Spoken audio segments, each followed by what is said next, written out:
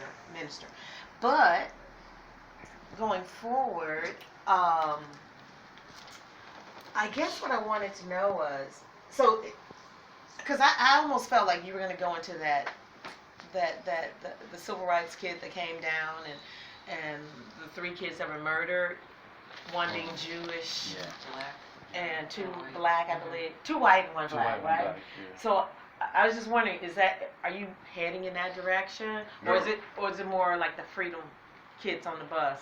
Because Yeah. Posey's an actual person in real That's my life. aunt. It's his Posey. aunt. That's what I was Yeah. gonna say. Posey is a real person. Ah, okay, Yeah. all So the right. story is based about, it's her perspective Yeah. with a lot of Fannie Lou. So Fannie Lou, the relationship between her and Fannie Lou comes into play later on. So we'll leave that for that, and as we get into it, you'll start to see it. So it's supposed to be a contrast. So we're in Mississippi, and Right. then we're in the North, in Right. the wealthy community. And what happens as it goes along, it gets closer until it comes together.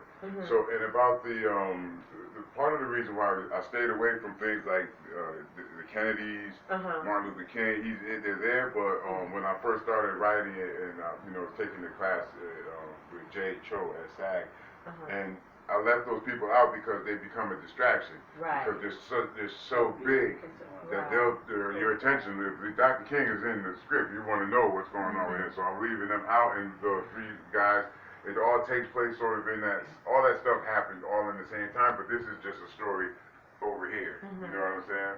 So never really talk about the 3 guys that got killed in Mississippi. Got it. Yeah, we won't talk. If you notice, the narration talks about the Ku Klux Klan, Right. but the movie itself, you never see the Klan. Got it. The cops are the Klan, but you like only because it's in the narration because the Ku Klux Klan is also another figure that we're staying away from. Got You know it. that they're there, but you don't. Aside from that, you hear it in the narration. You don't see it in the movie.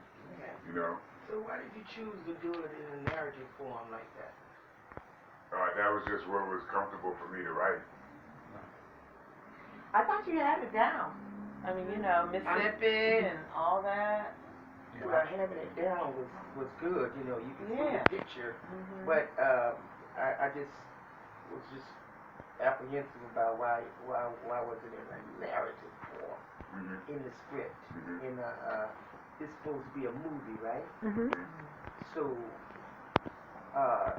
you're gonna make that work while the visual is going on, or have a narrator really saying the words? No. It's more or less for direction, right? Yeah, it's more direction. Yeah. I was just wondering, as I was reading it before getting here, I noticed how when Miss Fannie Lou would speak about Reverend Ephraim, we spelled his name differently. So I was wondering if you wanted to maybe, as a director note, give her more emphasis on the Ephraim, because Yeah, it's in there. Yeah, it's in it's there. like- I wasn't gonna stop. because she was natural with how she said about. I was wondering, just from your perspective Yeah. as the writer, because in the South you would cut out some of the letters.